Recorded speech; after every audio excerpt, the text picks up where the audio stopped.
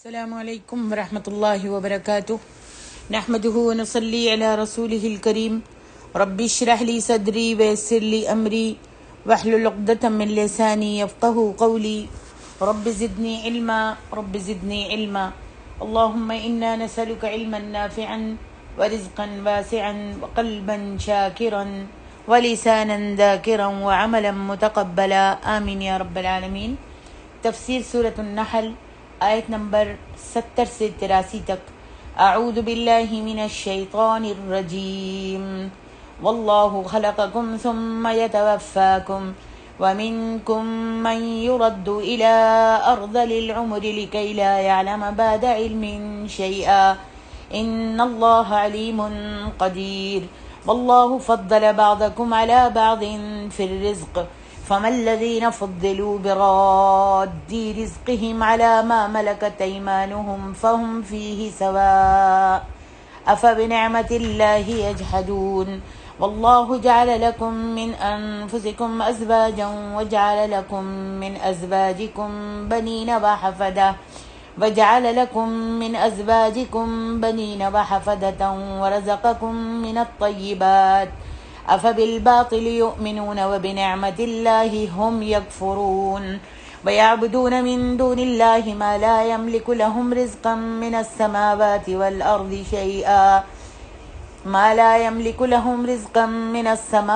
والأرض شيئا ولا يستطيعون فلا تضربوا لله الأمثال إن الله يعلم وأنتم لا تعلمون ضرب الله مثلا عبدا مملوكا لا يقدر على شيء ومن رزقناه منا رزقا حسنا فهو ينفق منه سرا وجهرا هل يستوون الحمد لله بل أكثرهم لا يعلمون وضرب الله مثلا الرجلين أحدهما أبكم لا يقدر على شيء وهو كل على مولاه أينما يوجهه لا يأتي بخير هل يستوي هو ومن يأمر بالعدل وهو على صراط مستقيم ولله غيب السماوات والأرض وما أمر الساعة إلا كلمح البصر أو هو أقرب إن الله على كل شيء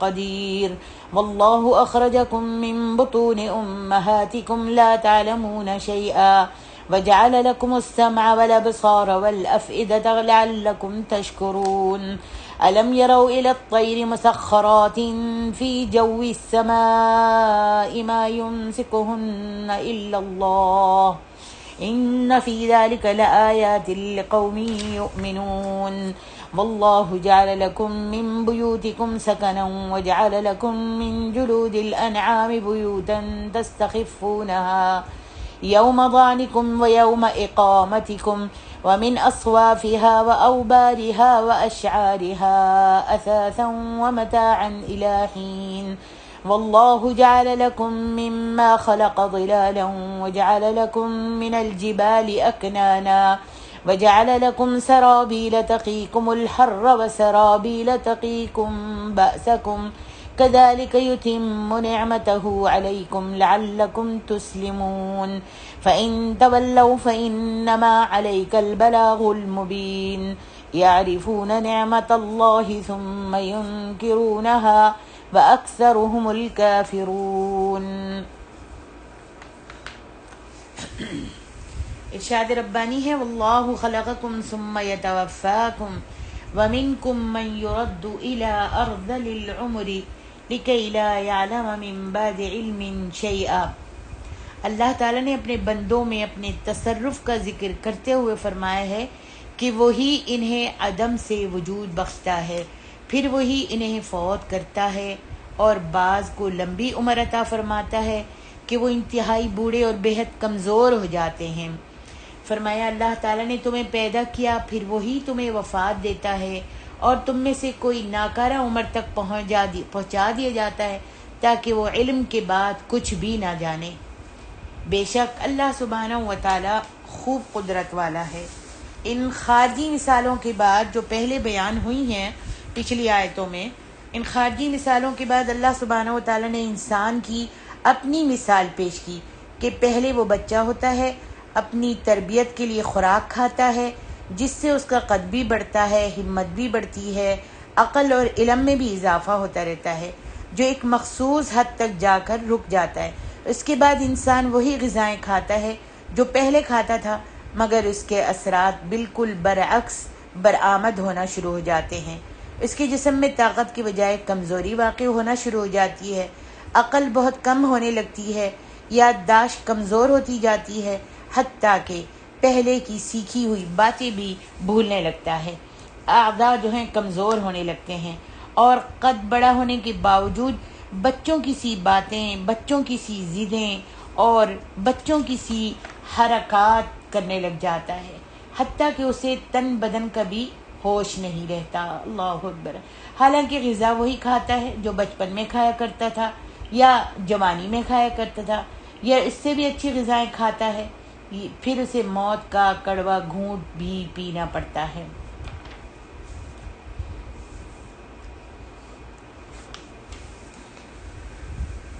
ارذل العمر جو اس آیت میں بیان کیا، انسان نے کبھی سوچا کہ ایسا کیوں ہوتا ہے، یا اس سے کیا نتیجہ اخذ کیا جا سکتا ہے؟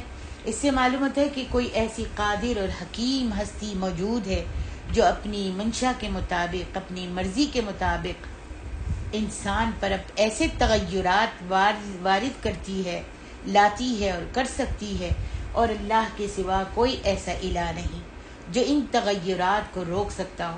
ہاں، اگر اللہ چاہے تو اس ارذل العمر میں بھی انسان کو ایسی ذلت سے محفوظ رکھ سکتا ہے۔ چنانچہ اسی لیے نبی علیہ الصلوۃ والسلام ایسی زندگی سے پناہ مانگا کرتے تھے۔ ہم سب کو بھی یہ دعا پڑھنی چاہیے، اللہم انی اعوذ بک من البخل والکسل والحرم وارذل العمر وعذاب القبر وفتنة الدجال وفتنة المحیا والممات۔ اے اللہ، میں بخل، سستی، بڑھاپے، بدترین عمر، عذاب قبر، دجال کے فتنے اور زندگی اور موت کے فتنے سے تیری پناہ چاہتا ہوں۔ اللہ ہم سب کو ارذل العمر سے بچائے۔ آگے ارشاد ربانی ہے، فَمَا الَّذِينَ فُضِّلُوا بِرَادِّ رِزْقِهِمْ عَلَى مَا مَلَكَتْ أَيْمَانُهُمْ۔ آگے ارشاد ربانی ہے، وَاللَّهُ فَضَّلَ بَعْضَكُمْ عَلَى بَعْضٍ فِي الرِّزْقِ فَمَا الَّذِينَ فُضِّلُوا بِرَادِّ رِزْقِهِمْ عَلَى مَا مَلَكَتْ أَيْمَانُهُمْ۔ اللہ نے رزق میں تم میں سے بعض کو بعض پر فضیلت دی، پھر جن لوگوں کو فضیلت دی گئی وہ اپنا رزق ان لوگوں کی طرف نہیں لوٹانے والے جن کے دائیں ہاتھ مالک بنے ہیں کہ وہ اس رزق میں برابر ہوں، کیا پھر وہ اللہ کی نعمتوں ہی کے منکر ہیں؟ یہاں جو فرمایا فَمَا الَّذِينَ فُضِّلُوا بِرَادِّ رِزْقِهِمْ، یہ خطاب مشرکوں سے ہے، اور شرک کی تردید میں ایک عام فہم دلیل پیش کی گئی ہے، یعنی تم میں سے ایک شخص صاحب مال و جائیداد ہے اور اس کے کئی غلام بھی ہیں، تو کیا وہ یہ گوارا کرے گا کہ اپنی ساری دولت، ساری جائیداد اپنے غلاموں میں اس طرح تقسیم کر دے کہ اس کا اپنا حصہ بھی ہر غلام کے برابر ہو جائے؟ ظاہر ہے کوئی مالک بھی ایسا کام گوارا نہیں کرے گا۔ پھر اس سے اگلا سوال یہ ہے کہ جب تم لوگ اپنے لیے ایسی برابری برداشت کرنے کو تیار نہیں ہو تو کیا اللہ سبحانہ و تعالیٰ ایسی برابری برداشت کر سکتا ہے جو ہر چیز کا مالک اور مختار ہے؟ اس نے تم کو یہ سب نعمتیں عطا فرمائی ہیں، اب چاہیے تو یہ تھا کہ تم اسی کا شکریہ ادا کرتے اور اسی کی بندگی کرتے، لیکن اس معاملے میں تم لوگوں نے جو اللہ کے مملوک اور غلاموں کو اللہ کے ساتھ برابر کا شریک بنا دیا ہے، تو کیا اس سے بڑھ کر بھی اللہ کے ساتھ بے انصافی، اس کی احسان ناشناسی، اس کی نعمتوں کا انکار ہو سکتا ہے؟ آگے فرمایا، واللہ جعل لکم من انفسکم ازواجا وجعل لکم من ازواجکم بنین وحفدتا ورزقکم من الطیبات۔ اللہ سبحانہ وتعالیٰ نے تمہارے لیے تم ہی میں سے بیویاں بنائیں، اور اسی نے تمہارے لیے تمہاری بیویوں سے بیٹے اور پوتیاں اور پوتے بنائے، اور تمہیں پاکیزہ چیزوں سے رزق دیا، کیا پھر بھی وہ باطل پر ایمان لاتے ہیں اور اللہ کی نعمتوں کی ناشکری کرتے ہیں؟ یعنی فرمایا تمہارے بقائے نو کے اسباب بھی اللہ نے مہیا کیے، اور تمہاری اپنی زندگی کی بقا کے اسباب بھی اسی نے پیدا کیے۔ پھر بھی مشرک اپنے معبودان باطل کے متعلق یہ عقیدہ رکھتے ہیں کہ فلاں کی کرم نوازی سے بیٹا پیدا ہوا اور فلاں آستانے پر جانے سے شفا نصیب ہوئی وغیرہ ذالک من الخرافات۔ ان کے معبود نہ تو بارش برسانے پر قادر ہیں، ان کے معبود نہ تو بارش برسانے پر قادر ہیں، نہ زمین سے غلے اور پھلدار درخت پیدا کرنے پر قادر ہیں، نہ ہی وہ یہ بتا سکتے ہیں کہ زمین میں کون کون سے خزانے موجود ہیں اور وہ کون کون سے مقامات پر موجود ہیں۔ نہ وہ ان باتوں پر آج قدرت رکھتے ہیں اور نہ آئندہ کبھی قادر ہو سکیں گے۔ یعنی تمہاری زندگی، تمہاری نوع کی بقا کے اسباب تو صرف اللہ مہیا کرتا ہے، اور اس کی بندگی میں تم اوروں کو بھی شریک بنا لیتے ہو۔ یہ کس قدر ناانصافی کی بات ہے۔ فرمایا وَيَعْبُدُونَ مِن دُونِ اللَّهِ مَا لَا يَمْلِكُ لَهُمْ رِزْقًا مِّنَ السَّمَاوَاتِ وَالْأَرْضِ شَيْئًا وَلَا يَسْتَطِيعُونَ فَلَا تَضْرِبُوا لِلَّهِ الْأَمْثَالَ إِنَّ اللَّهَ يَعْلَمُ وَأَنْتُمْ لَا تَعْلَمُونَ۔ اللہ تعالیٰ نے غیر اللہ کی عبادت کرنے والے مشرکوں کا ذکر کرتے ہوئے فرمایا کہ نعمتوں سے سرفراز فرمانے والا، فضل و کرم سے نوازنے والا، پیدا کرنے والا، رزق دینے والا تو وحدہ لا شریک ہے، مگر اس کے باوجود مشرکین اس سبحانہ و تعالیٰ کو چھوڑ کر بتوں اور اصنام اور انداد کی پرستش کرتے ہیں۔ فرمایا ما لا یملک لہم رزقا من السماوات والارض شیئا، جو ان کو آسمانوں اور زمین میں روزی دینے کا ذرا سا اختیار نہیں رکھتے۔ انہیں نہ بارش نازل کرنے کی قدرت ہے، نہ فصلوں اور درختوں کے اگانے کی قدرت ہے، بلکہ اپنے لیے بھی انہیں کسی چیز کا اختیار نہیں ہے۔ اپنی مرضی اور ارادے کے مطابق وہ کوئی چیز نہیں بنا سکتے۔ فرمایا فلا تضربوا للہ الامثال، تو لوگوں اللہ کے بارے میں غلط مثالیں بیان مت کرو، یعنی اس کے شریک، اشباہ اور ہم مثل نہ بناؤ۔ ان اللہ یعلم وانتم لا تعلمون۔ مشرکوں کا اللہ کی ذات کے متعلق تصور ہی غلط ہے، اس لیے وہ اللہ کے متعلق جو مثال بھی چسپاں کرتے ہیں، حقیقت کا اس سے دور کا بھی واسطہ نہیں ہوتا۔ وہ اللہ کو بھی دنیا کے بادشاہوں یا راجوں مہاراجوں کی طرح سمجھتے ہیں، حالانکہ اللہ سبحانہ و تعالی مخلوقات کی مشابہت سے پاک ہے، اس لیے وہ اللہ کے متعلق ٹھیک مثال بیان کر ہی نہیں سکتے۔ وہ یہ سمجھتے ہیں کہ جس طرح بادشاہوں کو اپنے وزیروں اور امیروں کی بات سننا پڑتی ہے، کیونکہ انہیں یہ خطرہ ہوتا ہے کہ کہیں میرے خلاف نہ ہو جائیں اور بغاوت یا کوئی دوسرا فتنہ نہ کھڑا کر دیں، اسی طرح انبیاء، اولیاء، بزرگ، اوتار اور ہمارے یہ معبود اللہ کی درگاہ میں ایسے دخیل ہیں کہ اللہ میاں کو ان کی سفارش ضرور سننا پڑتی ہے، اور اگر قیامت ہوئی بھی تو یہ ہمیں اللہ سے بچا لیں گے۔ ان کا دوسرا تصور یا عقیدہ یہ ہوتا ہے کہ جس طرح بادشاہ اپنے سارے کام خود نہیں کر سکتے، اسی طرح اللہ تعالیٰ کو بھی نہیں کر سکتے اور نہ سب لوگوں کی فریادیں سن سکتے ہیں، لہذا انہیں امیروں، وزیروں اور دوسرے بے شمار کارندوں کی ضرورت ہوتی ہے۔ اسی طرح اللہ میاں کو اپنے مقربین کی ضرورت ہوتی ہے، جو لوگوں کی فریادیں اس کے حضور پہنچائیں اور پھر انہی کی وساطت سے فریادی کو کوئی جواب ملے۔ اسی طرح اگر اللہ سے مال و ودیت یا اولاد یا کوئی دوسری بھلائی مانگنا ہو تو ان مقربین کا واسطہ جو ہے وہ ضروری ہے۔ یہی وہ گمراہ کن عقائد ہیں جو مشرکوں نے اپنی دنیاوی اغراض کی بنا پر گھڑ رکھے ہیں۔ یہی عقائد شرک کی اکثر اقسام کی بنیاد ہیں، اور قرآن میں جا بجا اللہ تعالیٰ نے ان کی تردید کی ہے، اور انتباہ یہ کیا گیا ہے کہ جب تم اللہ کی حقیقت کو جان ہی نہیں سکتے تو اس کے متعلق غلط تصورات مت قائم کیا کرو اور نہ ہی اس کی مثالیں دیا کرو۔ آگے ارشاد ربانی ہے وَضَرَبَ اللَّهُ مَثَلًا الرَّجُلَيْنِ أَحَدُهُمَا وَضَرَبَ اللَّهُ مَثَلًا عَبْدًا مَمْلُوكًا لَا يَقْدِرُ عَلَى شَيْءٍ وَمَنْ رَزَقْنَاهُ مِنَّا رِزْقًا حَسَنًا فَهُوَ يُنْفِقُ مِنْهُ سِرًّا وَجَهْرًا هَلْ يَسْتَوُونَ الْحَمْدُ لِلَّهِ۔ اللہ نے مثال بیان کی کہ غلام مملوک کی جو کسی چیز پر قدرت نہیں رکھتا، اور دوسرا وہ جسے ہم نے اپنی طرف سے اچھا رزق دیا ہے۔ ایک غلام مملوک کی جو کسی چیز پر قدرت نہیں رکھتا، اور دوسرا وہ جسے ہم نے اپنی طرف سے اچھا رزق دیا ہے، چنانچہ وہ اس میں سے خفیہ اور اعلانیہ خرچ کرتا ہے، کیا وہ دونوں برابر ہو سکتے ہیں؟ فرمایا تمام حمد اللہ ہی کے لیے ہے، بلکہ اکثر لوگ جو ہیں وہ نہیں جانتے۔ اب مشرکوں کی غلط مثالوں کے بجائے اللہ سبحانہ و تعالیٰ ایک ٹھیک ٹھاک مثال بیان کرتا ہے جو معمولی عقل والے آدمی کی بھی سمجھ میں آ سکتی ہے، اور اس مثال میں شرک کی ایک نئے انداز میں تردید بیان کی گئی ہے۔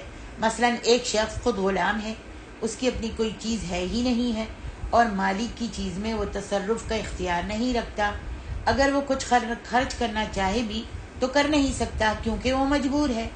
اب اس کے مقابلے میں ایک دوسرا شخص ہے جو آزاد ہے، خود مختار ہے، لمبے چوڑے مال و دولت اور جائیداد کا مالک بھی ہے، اسے اس مال و دولت کو خرچ کرنے کا مکمل اختیار بھی ہے، اور وہ ہر وقت پوشیدہ طور پر بھی اور اعلانیہ بھی خرچ کرتا ہی رہتا ہے۔ تو کیا یہ دونوں شخص برابر ہو سکتے ہیں؟ یعنی ایک طرف معبودان باطل ہیں جو خود مخلوق و مملوک اور غلام ہیں، جن کے اپنے پاس کچھ ہے ہی نہیں، اور اگر جاندار ہیں جو اپنی ایک ایک ضرورت کے لیے محتاج ہیں، اور اگر وہ جاندار ہیں تو وہ اپنی ایک ایک ضرورت کے لیے محتاج ہیں۔ دوسری طرف اللہ کی ذات ہے جو مختار کل بھی ہے، زمین و آسمان کے خزانے بھی اس کے پاس ہیں، اور وہ انہیں ہر وقت خرچ بھی کرتا رہتا ہے۔ تو اللہ سبحانہ و تعالیٰ اور مشرکوں کے معبود دونوں کیا برابر ہو سکتے ہیں؟ اللہ اکبر۔ مشرکوں سے جو سوال کیا گیا اس کے جواب میں وہ یہ تو کہہ ہی نہیں سکتے کہ ہاں دونوں برابر ہو سکتے ہیں۔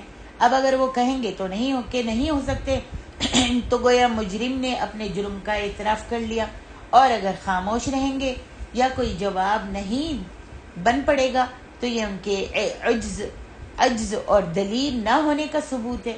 گویا دونوں صورتوں میں ان کے شرک کا ابطال ہو گیا، اور اللہ سبحانہ و تعالیٰ نے اپنے پیغمبر سے فرمایا کہ ہر دو صورت میں الحمدللہ کہیے، ہر دونوں صورت میں حل یستوون الحمدللہ، ہر دو صورت میں الحمدللہ کہیے، یعنی اللہ کا شکر ہے کہ کچھ تو ان کے بھی پلے پڑا، اور اس عام فہم دلیل سے بات تمہاری سمجھ میں بھی آ گئی۔ آگے ارشاد ربانی ہے، وَضَرَبَ اللَّهُ مَثَلَ الرَّجُلَيْنِ أَحَدُهُمَا أَبْكَمُ لَا يَقْدِرُ عَلَى شَيْءٍ وَهُوَ كَلٌّ عَلَى مَوْلَاهُ۔ اللہ نے دو شخصوں کی ایک اور مثال بیان کی، ان میں سے ایک گونگا اور بہرا ہے، وہ کسی چیز پر قدرت نہیں رکھتا جبکہ وہ اپنے آقا پر ایک بوجھ ہے۔ ایک گونگا اور بہرا ہے، اور وہ کسی چیز پر قدرت نہیں رکھتا بلکہ اپنے آقا پر، اپنے مالک پر بوجھ ہے۔ جہاں کہیں بھی وہ اسے بھیجتا ہے وہ کوئی خیر و بھلائی نہیں لاتا، اور کیا وہ اس شخص کے برابر ہو سکتا ہے جو عدل کا حکم دیتا ہے اور وہ صراط مستقیم پر ہے؟ اس سیدھی اور عام فہم بات کو سمجھنے کے باوجود ان کا یہ حال ہے کہ اپنے ہمسائے سے کوئی چیز مانگنا ہو تو مالک مکان سے مانگتے ہیں، اس کے غلام سے نہیں مانگتے، کیونکہ با اختیار مالک ہوتا ہے، غلام نہیں ہوتا۔ لیکن یہی معاملہ جب خالق و مخلوق کے بارے میں پیش آئے تو با اختیار خالق کو چھوڑ کر بے اختیار مخلوق کے سامنے دستے سوال دراز کرنے لگتے ہیں۔ اس سے بڑھ کر جہالت اور بے انصافی کیا ہو سکتی ہے؟ پہلی مثال میں اختیار ہونے یا نہ ہونے کا تقابل تھا، اس مثال میں صفات کا تقابل پیش کیا گیا ہے۔ ایک طرف ایسا آدمی جو کوئی چیز ہے یا کوئی چیز ہے جو گونگا بہرا بھی ہے اور اپاہج بھی ہے، جو نہ چل سکتا ہے، نہ پھر سکتا ہے، نہ کوئی کام کر سکتا ہے۔ اگر اس کا مالک اسے کوئی کام کرنے کو کہے بھی تو وہ کبھی صحیح کام نہیں کر سکتا بلکہ الٹا اسے بگاڑ کر رکھ دیتا ہے، اور جہاں کہیں جائے مالک کو اس کے متعلق شکایات ہی کا سامنا کرنا پڑتا ہے، اور وہ ہر لحاظ سے اپنے مالک پر بوجھ بنا ہوتا ہے۔ دوسری طرف ایسا تندرست اور صحیح دماغ انسان جو خود بھی راہ راست پر ہے اور دوسروں کو بھی اس عدل و اعتدال کی راہ پر چلنے کا حکم دیتا ہے، تو کیا ان کی حالت برابر ہو سکتی ہے؟ بعض علماء نے اس مثال کا اطلاق بتوں اور ان کے مقابلے میں اللہ تعالیٰ پر کیا ہے، اور بعض نے اس کا اطلاق مشرکوں اور ان کے مقابلے میں مومنوں یا خود رسول اللہ صلی اللہ علیہ وسلم پر کیا ہے؟ آگے ارشاد ربانی ہے وَلِلَّهِ غَيْبُ السَّمَاوَاتِ وَالْأَرْضِ وَمَا أَمْرُ السَّاعَةِ إِلَّا كَلَمْحِ الْبَصَرِ أَوْ هُوَ أَقْرَبُ، اور اللہ کے پاس آسمانوں اور زمین کا غیب ہے، اور قیامت کا معاملہ تو بس آنکھ جھپکنے کی طرح ہے، بلکہ اس سے بھی قریب تر ہے کہ اللہ سبحانہ و تعالیٰ ہر چیز پر قادر ہے۔ یہاں درمیان میں مشرکوں کے ایک سوال کا ذکر کیے بغیر اس کا جواب دیا جا رہا ہے۔ وہ اکثر یہ سوال کرتے رہتے تھے کہ قیامت کب، یعنی کتنے سال بعد اور کس مہینے کی کون سی تاریخ کو آئے گی، اور اس کا جواب بھی کئی پہلوؤں سے دیا جا چکا ہے۔ یہاں جس پہلو کا ذکر ہے وہ یہ ہے کہ اس کائنات کی تمام تر اشیاء اور وہ واقعات اور حوادثات جو ماضی میں واقع ہو چکے ہیں یا اس وقت ہو رہے ہیں یا مستقبل میں پیش آنے والے ہیں، وہ غائب تو تمہاری نظروں اور علم سے ہیں۔ اللہ کے لیے تو یہ سب باتیں ایسے ہیں جیسے وہ اس کے سامنے موجود اور حاضر ہوں۔ اسی طرح قیامت کا بھی اسے پورا علم ہے، اور وہ سبحانہ و تعالیٰ جانتا ہے کہ اسے کب واقع کرنا ہے۔ تم بس ایک بات سمجھ لو کہ قیامت ایسے نہیں آئے گی کہ تم اسے دور سے آتا دیکھ لو تو سمجھ جاؤ اور توبہ طائب کر لو، بلکہ قیامت جب آئے گی تو آنکھ جھپکنے جتنی بھی دیر نہیں لگے گی کہ وہ واقع ہو جائے گی۔ اللہ اکبر۔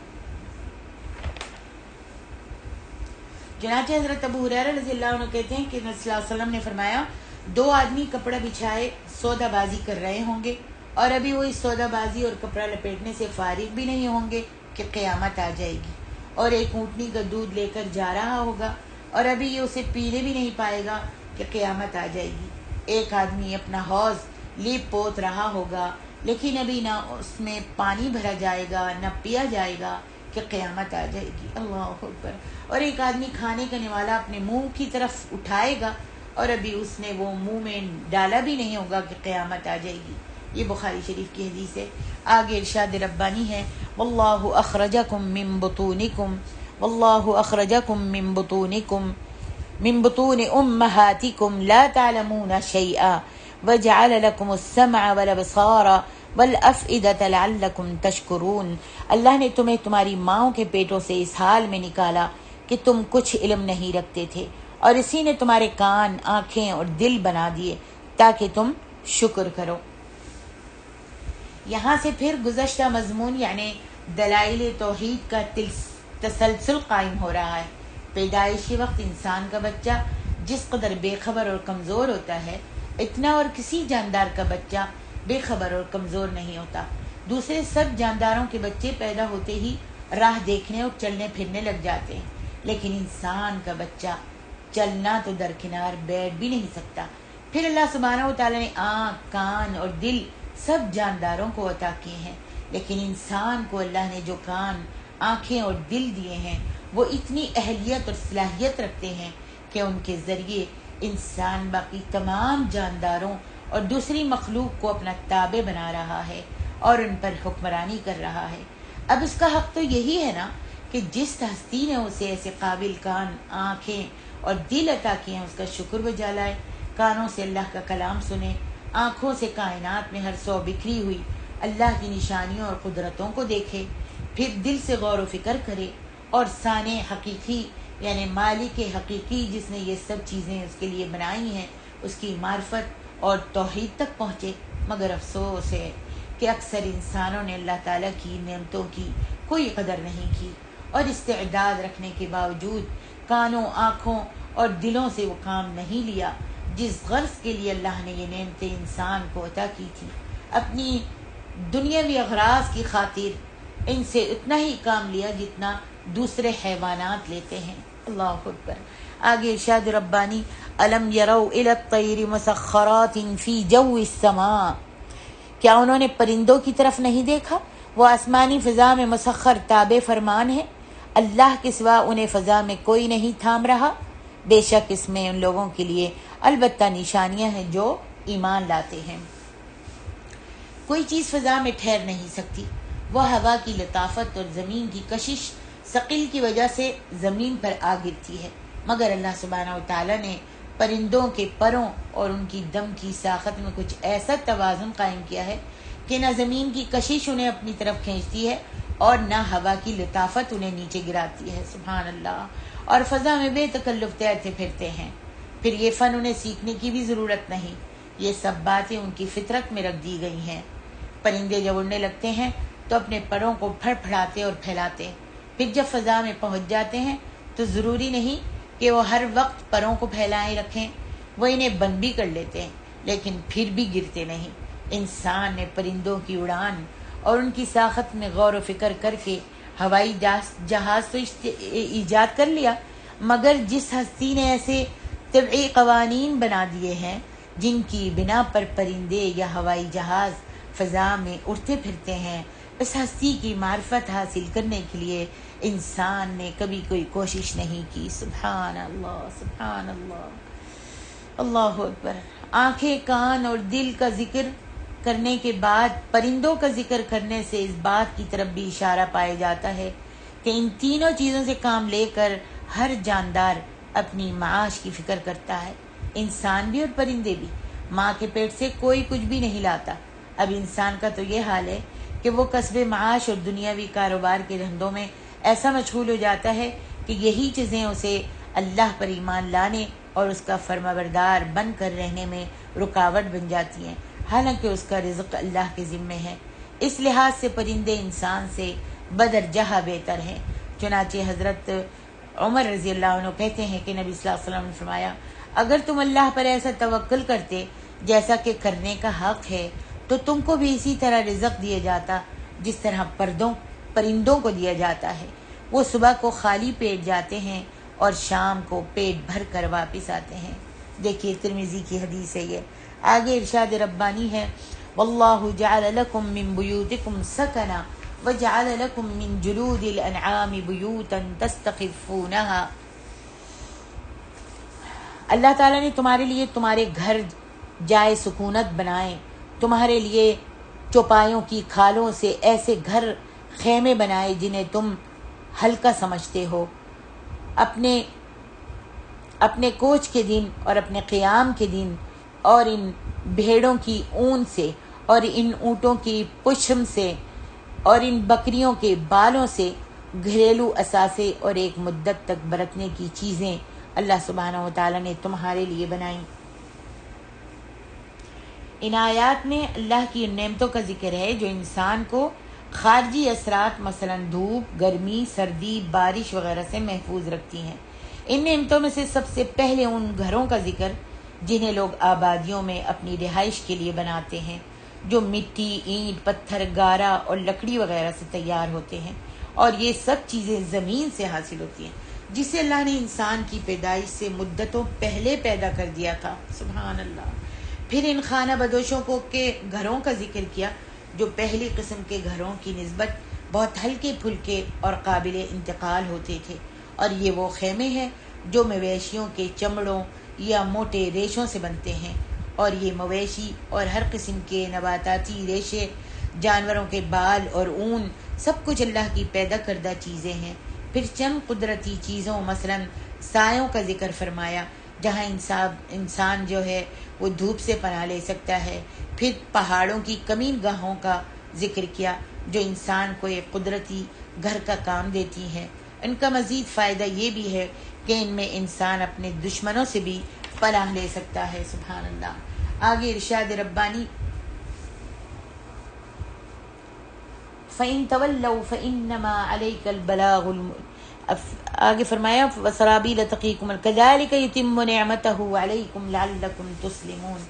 انسان کو سردی سے بچنے کے لیے بھی لباس کی ایسی ہی ضرورت ہوتی ہے جیسا کہ اس آیت میں فرمایا وَسَرَابِيلَ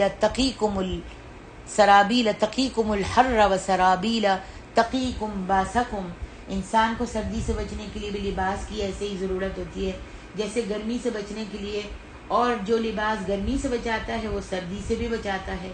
اور یہاں جو بالخصوص گرمی سے بچانے کا ذکر کیا تو اس لیے کہ اہل عرب سردی کے موسم سے ناآشنا تھے. وہاں عموماً موسم گرم ہی رہتا ہے، بالخصوص مکہ میں جہاں یہ صورت نازل ہوئی ٹھنڈا موسم ہوتا ہی نہیں. وہاں فرق صرف یہ ہوتا ہے کہ کبھی کم گرمی کا موسم ہوتا ہے اور کبھی شدید گرمی کا. فرمایا لعلکم تسلمون کہ دو مطلب ہو سکتے ہیں، ایک تو وہی ہے جو ترجمے سے ظاہر ہے، اور دوسرا یہ ہے کہ لباس اس لیے بنائے کہ تم گرمی کی لو سے محفوظ رہو، اور جنگی لباس اس لیے بنائے کہ تم دوران جنگ زخمی ہونے سے محفوظ رہو، اور اتمام نعمت سے مراد یہاں انسان کی جملہ ضروریات کی تکمیل ہے، جن میں سے چند ایک کا یہاں میں ذکر کیا گیا ہے۔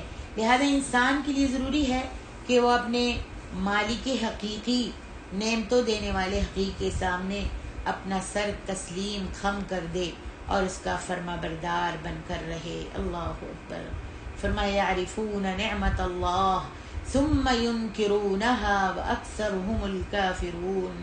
بار بار اللہ تعالیٰ کی نعمتیں یاد دلاتے رہنے کے باوجود بھی، بار بار اللہ کی نعمتیں یاد دلانے کے باوجود بھی اگر یہ لوگ اس طرف متوجہ نہیں ہوتے تو آپ اپنا کام کرتے جائیے۔ آپ کی صرف اتنی ہی ذمہ داری ہے کہ آپ انہیں اللہ کا پیغام پہنچا دیا کریں، اور حقیقت حال یہ ہے کہ یہ لوگ اللہ تعالیٰ کے انعامات کو دیکھتے بھی ہیں، سمجھتے بھی ہیں، مگر جب شکر گزاری اور اظہار اطاعت کا وقت آتا ہے تو سب کچھ بھول جاتے ہیں، گویا دل سے سمجھتے تو ہیں مگر عمل سے انکار کرتے ہیں۔